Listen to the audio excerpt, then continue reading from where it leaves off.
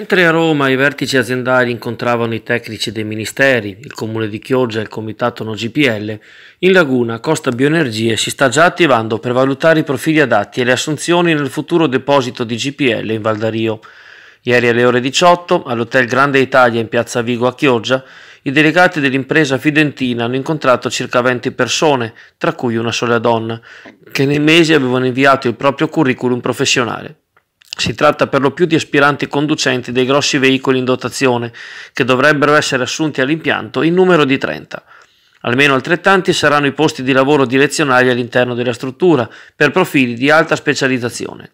La società della famiglia Zucchi ha comunicato di aver ricevuto già un centinaio di autocandidature spontanee, senza aver ancora lanciato alcun bando di assunzione. All'interno vi si ritrova tutto il range di expertise necessarie alle operazioni di funzionamento dell'opera, costata 35 milioni e in via di ultimazione entro il mese di maggio, dopo la sentenza favorevole del Consiglio di Stato. Socogas ha anche lasciato intendere una disponibilità a provvedere alla formazione specifica, attraverso corsi, per coloro che ricopriranno il ruolo di camionisti. Una curiosità: fra coloro che erano presenti ieri alla valutazione c'era anche Alessandro Penzo, segretario della locale sezione di Fratelli d'Italia, nonché fratello della consigliera comunale del PD Barbara, ovvero una delle più agguerrite sostenitrici del no al deposito.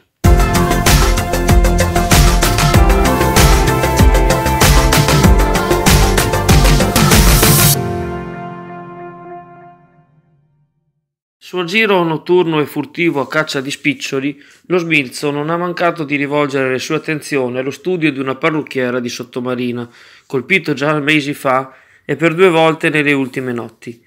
Il ladro di Via Alga ha visitato il negozio la scorsa notte e quella precedente, portando via in tutto 20 euro in denaro e una manciata di caramelle.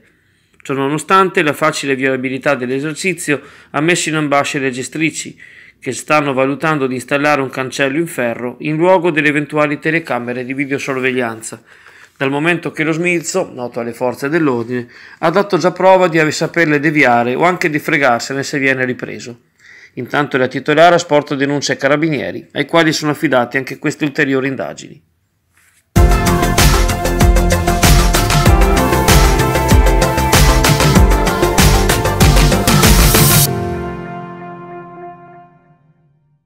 Il tira e molla nazionale tra Lega e Movimento 5 Stelle di questi giorni sulle grandi opere, tra cui l'alta velocità ferroviaria, coinvolge anche i lavori del Mose. Oggi infatti arriva al Consiglio dei Ministri il decreto sblocca cantieri, ma all'ultimo momento dal testo è stato stralciato il finanziamento necessario a completare e mettere in funzione il Mose.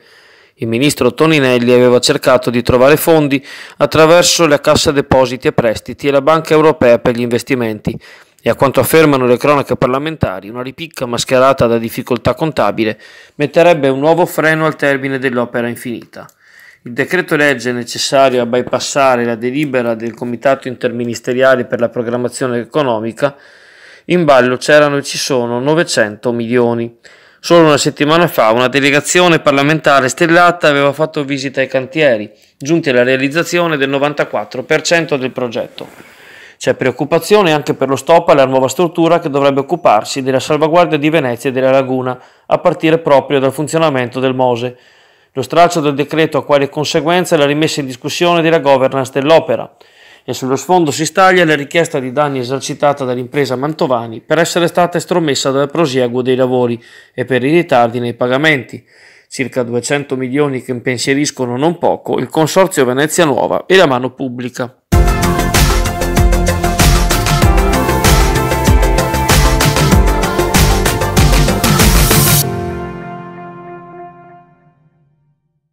Inizia il girone di ritorno per la Wisp Basket Chioggia nel campionato di prima divisione maschile, girone Venere. I ragazzi di coach Roncato, questa sera dalle ore 21 al Palasport di Borgo San Giovanni, affrontano il capolista dell'Endinara, un incontro difficile per la formazione locale che staziona a metà classifica con 8 punti contro i 16 dei rivali di giornata. Il trend è comunque positivo, poiché dopo la sconfitta di misura all'andata in terra polesana, i giovani cestisti chioggiotti hanno inanellato 3 vittorie consecutive. L'accesso del pubblico al match è gratuito.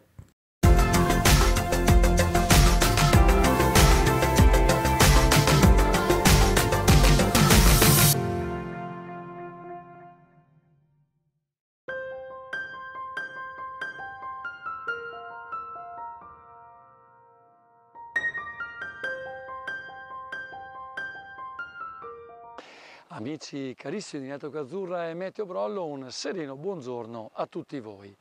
Dunque la costante di questa settimana sarà sicuramente la mancanza di perturbazioni atlantiche in entrata nel territorio nazionale e la conseguente spinta del blocco azzoriano verso le latitudini italiane, tale da consentire un miglioramento delle condizioni del tempo su buona parte del territorio e la disattivazione delle correnti settentrionali che fino ad oggi lambiranno il nostro territorio.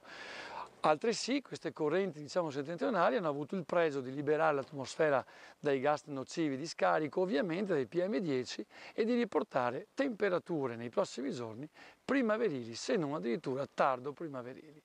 Questo vuol dire, tutto sommato, cieli tersi e puliti per buona parte della settimana, almeno questo fino a domenica, con temperature che da giovedì si attarderanno tra i 16 e i 17 gradi fin verso i 18 alla volta di domenica. Quindi ovviamente nessuna precipitazione vuol dire ulteriore siccità sul territorio e naturalmente possiamo dirvi che molto probabilmente avremo una prima perturbazione in transito tra la nottata di domenica su lunedì con conseguente calo termico, ma che sarà una perturbazione molto timida anche questa volta, che arrecherà probabilmente solo qualche piovasco qua e là sul territorio nazionale. Questo vuol dire che probabilmente almeno fino a fine mese non avremo precipitazioni di rilievo. Quindi ancora una volta, come vi ripeto, un tempo più o meno statico che intende attardarsi ancora per qualche giorno. Quindi andremo verso una calma anche del vento in serata, un miglioramento del tempo effettivo da oggi pomeriggio e bel tempo fino a domenica. Ciao a tutti!